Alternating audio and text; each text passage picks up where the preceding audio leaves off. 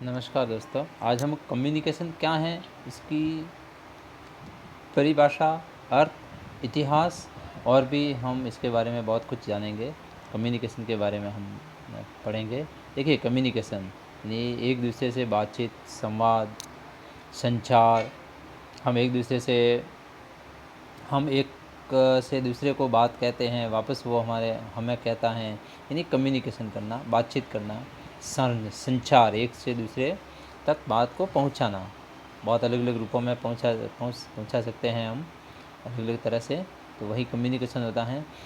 आप किसी से कैसे बात करते हैं कि आप रुचि रखते हैं और वे कहते हैं उसका पालन कर रहे हैं, और जब आप कुछ कहते हैं तो आपको कैसे पता चलता है कि आपने सुना और समझा है।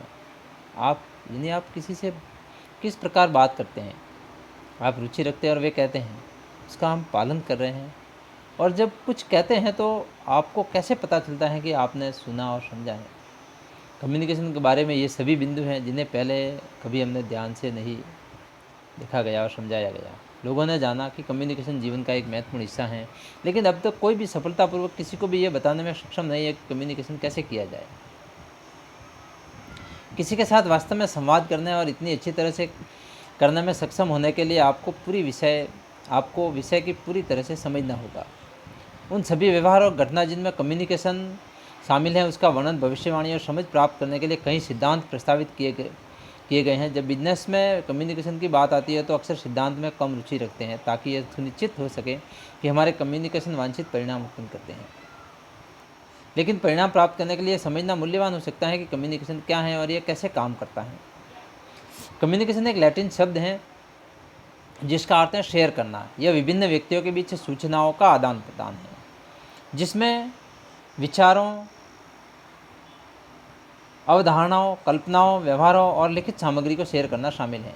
कम्युनिकेशन को एक स्थान से दूसरे स्थान पर सूचना के हस्तांतरण के रूप में आसानी से परिभाषित किया जा सकता है।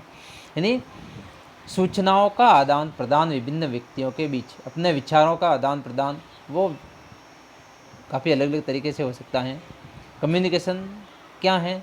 कम्युनिकेशन केवल एक स्थान, व्यक्ति या समूह से दूसरे में जानकारी स्थानांतरण करने का कार्य है। यानी जो मेरे पास जानकारी है वो मैं आपको दे रहा हूँ, ये भी एक कम्युनिकेशन है। हर कम्युनिकेशन में एक प्रेषक, एक संदेश और एक प्राप्तकर्ता शामिल होता है। प्रेषक, प्रेषण करने वाला, एक संदेश होता है और एक प्राप्तकर्ता शामिल होता है। यह सरल लग सकता है, लेकिन कम्युनिकेशन वास्तव में एक बहुत ही जटिल विषय है। हर कम्युनिकेशन में एक प्रेषक, एक संदेश और प्राप्तकर्ता, लेकिन एक जटिल विषय है। संदेश को प्रेषक से प्राप्तकर्ता तक ट्रांसमिट करने से चीज़ों की एक विशाल श्रृंखला प्रभावित हो सकती है।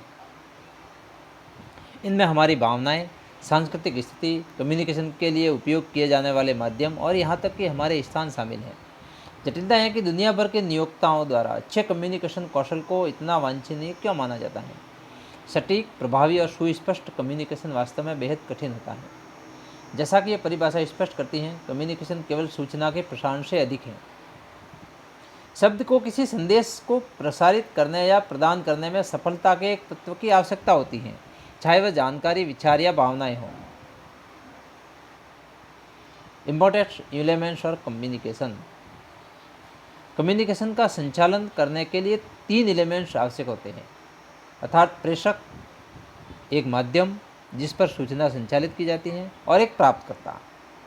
प्रेषक उस मैसेज को पूरी समझ के साथ सबसे अधिक शामिल व्यक्ति है जिसे वह वितरित करना चाहता है। दूसरी ओर रिसीवर को प्रेषक और जानकारी के विषय के बारे में जरूरी नहीं पता होता है कि प्रेषक का उद्देश्य क्या है। प्रेषक आमतौर पर शब्दों और गैर मौखिक कम्युनिकेशन के मिश्रण से मैसेज को एनकोड करता है। इसे कुछ तरीकों से प्रसारित किया जाता है, उदाहरण के लिए भाषण या लेखन में, और प्राप्तकर्ता उसे डिकोड करता है। अब एनकोड और डिकोड हम आगे समझेंगे क्या होते हैं। बेशक एक से अधिक प्राप्तकर्ता हो सकते हैं, और कम्युनिकेशन की जटिलता का अर्थ है कि प्रत्येक को थोड़ा सा अलग मैसेज प्राप्त हो सकता है। 2 लोग शब्दों और या बॉडी लैंग्वेज के चुनाव में बहुत अलग चीज़ें पढ़ सकते हैं।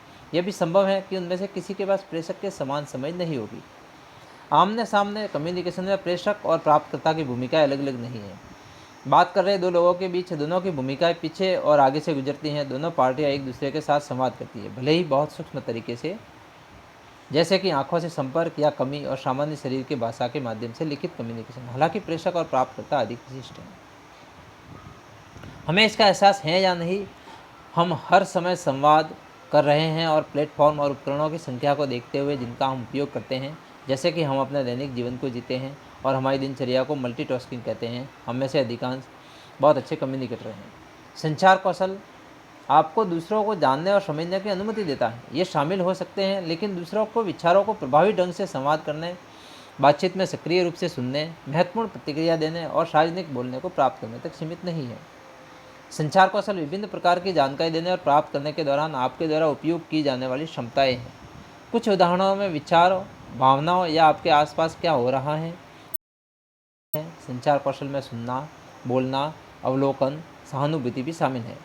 यह face to face interaction, phone वार्तालाप, ईमेल और सोशल मीडिया जैसे डिजिटल संचार के माध्यम से संवाद करने के तरीके में अंतर को भी समझने में सहायक है।